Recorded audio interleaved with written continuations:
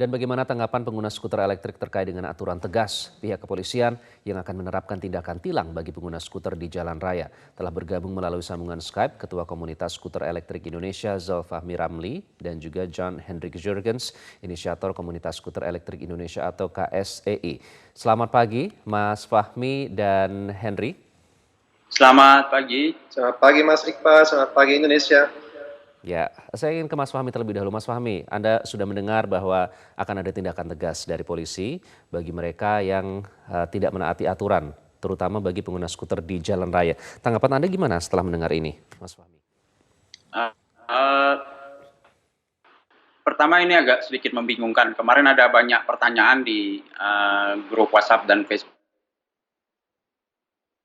Karena sebelumnya Jumat minggu lalu itu kami menghadiri pertemuan dengan Dinas Perhubungan DKI dan juga ada perwakilan Polda Metro Jaya. Di situ ada perwakilan dari Departemen Perhubungan untuk membahas rancangan peraturan gubernur mengenai personal mobility device atau alat mobilitas personal. Nah, terkait skuter elektris ini kan sebenarnya belum ada aturannya Mas ya, baik di tingkat pusat maupun di tingkat daerah DKI. Nah, sementara polisi sendiri mau mengaplikasikan Undang-Undang Lalu Lintas nomor 22 tahun 2012. Nah, kita sempat diskusi sama perwakilan Polda Metro Jaya kemarin. Jadi, ketika pertemuan hari Jumat di Dinas Perhubungan itu sebenarnya yang mau dilarang itu skuter elektris yang disewakan berbasis aplikasi, karena ini yang menjadi masalah karena spesifikasi teknisnya tidak sesuai untuk di jalan raya. Kita sudah jelaskan kepada pihak pemerintah DKI, Dinas Perhubungan atau Kementerian Perhubungan dan Polda Metro Jaya bahwa skuter elektris itu ada berbagai macam jenis aplikasinya, spesifikasinya, dan ada spesifikasi teknisnya itu yang memang didesain dan dirancang untuk beroperasi di jalan raya. Nah, teman-teman di komunitas yang sudah menggunakan ini sejak lama sebelum ada musibah kejadian kecelakaan itu agak sedikit keberatan kalau polisi mengaplikasikan Undang-Undang nomor 22 tahun 2012 itu sebagai acuan. Seharusnya akan menunggu peraturan Mas Fahmi gubernurnya dan Mas Henry, keluar terlebih ini dahulu. tadi kalau Anda menyatakan bahwa spesifikasinya berbeda, berarti ini memang skuter yang kemarin kita lihat di video-video yang beredar, kemudian yang dipakai di jalan raya begitu. Ini memang berbeda dengan skuter yang selama ini digunakan oleh komunitas skuter elektris Indonesia? Ini hampir betul, karena sebenarnya di dalam komunitas skuter Indonesia ada juga pengguna skuter atau skuter elektris dengan yang memakai jenis skuter elektris berbeda. Jadi ada yang ringan, ada yang berat, ada yang siap atau aman untuk jalan raya. Kalau saya secara pribadi contohnya, saya pakai skuter elektris yang ringan, yang cukup cepat untuk jalan raya, yang sudah dilengkapi dengan lampu sein, dan saya pakai skuter elektris itu di Jakarta dan juga di Bali sejak hampir 3 tahun.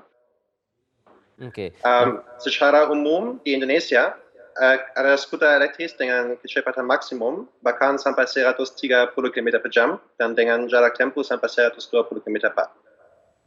Oke, nah artinya kemarin tadi Mas Fahmi bilang sudah dilibatkan ya pada saat perbincangan sebelum mengeluarkan keputusan atau peraturan untuk menilang pengendara yang di jalan raya itu. Sudah dilibatkan berarti ya?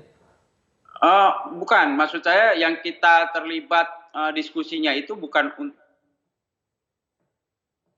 jalan raya. Kita membahas rancangan peraturan gubernur mengenai alat mobilitas personal, tapi yang dilakukan polisi sekarang tampaknya memakai kewenangan untuk diskresi. Jadi semua kendaraan yang tidak diatur dalam undang-undang yang lain memakai Undang-Undang nomor 22 itu terlebih dahulu. Tapi sebenarnya kan tidak semua skuter elektris ini bisa memakai Undang-Undang nomor 22 itu kalau menurut kita. Jadi harus menunggu rancangan peraturan gubernurnya. Karena anggota komunitas skuter kan sudah ada sekian nama, kemudian peraturan ini sudah keluar. Seharusnya seperti apa? Menunggu pergubnya itu keluar. Jadi kan harusnya diatur dalam peraturan gubernur, atau kalau di tingkat nasional kewenangannya ada di Dirjen Transportasi Darat Kementerian Perhubungan. Karena menurut kita aplikasi Undang-Undang Lalu Lintas nomor 22 tahun 2012 itu masih kurang tepat. Jadi kita sudah komunikasi dengan pihak kepolisian. Kemarin langsung saya tanya ke bagian Subdirektorat Penegakan Hukum Polda Metro Jaya dan di Polda Jadi kita akan segera audiensi Metro Jaya Jadi untuk akan segera ada klarifikasi audiensi dan ya? memberi masukan. Oke, kalau misalnya alasannya supaya tidak ada lagi jatuh korban, kemudian tidak ada lagi fasilitas umum yang rusak, bagaimana Mas Fahmi dan Mas Henry? Saya Ya, silakan. mau garis bawahi ya, kalau jatuh korban, alhamdulillah selama komunitas skuter elektris Indonesia yang anggotanya sekarang hampir sekitar 1.500 orang memakai skuter elektris dalam kehidupan sehari-hari dan juga di jalan raya, belum ada jatuh korban atau belum ada kecelakaan fatal. Nah, yang kemarin jatuh korban meninggal dunia dan kita turut berduka cita mendalam, itu bukan kesalahan pengemudi skuter elektrisnya. Itu kesalahan pengemudi mobil yang dalam keadaan mabuk. Nah, itu harus dijadikan catatan. Jadi jangan sampai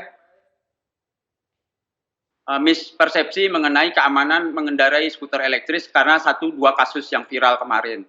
Soal merusak jembatan penyeberangan orang itu juga kita sesali, tapi itu kan dilakukan karena para penyewa ini adalah pengguna baru, tidak diedukasi terlebih dahulu sebelumnya oleh perusahaan penyedia layanannya, gitu Mas.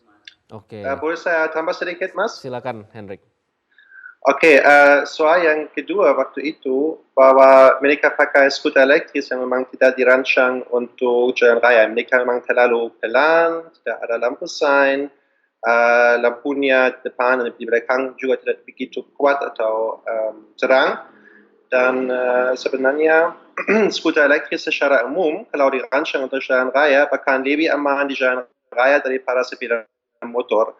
Khusus kalau dipakai berdiri. Kalau kita berdiri, kita bisa melihat lebih jauh, bisa juga dilihat oleh pengendara yang lain dengan lebih cepat, kita bisa bereaksi dengan lebih fleksibel. Dan selain itu, skuter elektris juga sangat lebih ramping dan ringan daripada sepeda motor. Jadi kalau ada benar-benar kecelakaan, biasanya lebih sedikit kerusakan kalau dibandingkan dengan sepeda motor.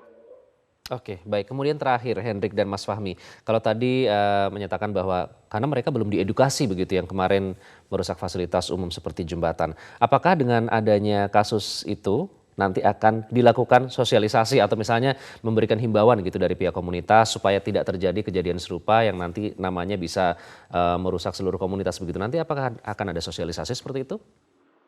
Kalau dari pihak komunitas, kita sudah melakukan sosialisasi sejak lama kepada anggota-anggota kita. Jadi kita melakukan safety riding campaign bareng secara berkala, terus ada kode etik skuter elektris Indonesia yang sudah disusun tentunya oleh Mas Henry ini, dan kita menunggu masukan dari teman-teman yang lain.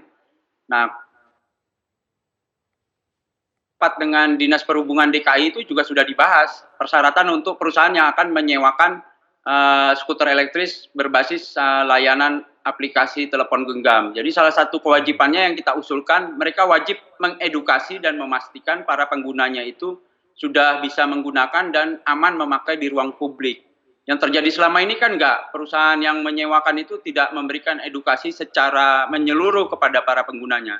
Katakanlah Mas punya aplikasi telepon genggam, Mas install, terus Mas bisa bawa 5 menit kemudian, tapi kan nggak ada jaminan itu Mas mengendarai di ruang publik bisa aman untuk diri sendiri atau untuk orang lain. Beda sama teman-teman yang memiliki unitnya sendiri. Oke, baik. Jadi ini tugas semua pihak ya, tidak hanya komunitas memberikan sosialisasi, tapi tentunya juga pemangku kebijakan dan juga tentunya pihak operator yang menyewakan supaya nanti tidak terjadi kejadian yang tidak diinginkan. Hendrik dan Mas Fahmi, terima kasih sudah memberikan pernyataan untuk Metro Pagi Prime Time. Dan bagaimana tanggapan pengguna skuter elektrik terkait dengan aturan tegas pihak kepolisian yang akan menerapkan tindakan tilang bagi pengguna skuter di jalan raya? Telah bergabung melalui sambungan Skype Ketua Komunitas Skuter Elektrik Indonesia Zulfahmi Ramli dan juga John Hendrik Jurgens, inisiator Komunitas Skuter Elektrik Indonesia atau KSEI. Selamat pagi Mas Fahmi dan Henry. Selamat pagi. Selamat pagi Mas Iqbal, selamat pagi Indonesia. Ya, saya ingin ke Mas Fahmi terlebih dahulu. Mas Fahmi, Anda sudah mendengar bahwa akan ada tindakan tegas dari polisi bagi mereka yang tidak menaati aturan, terutama bagi pengguna skuter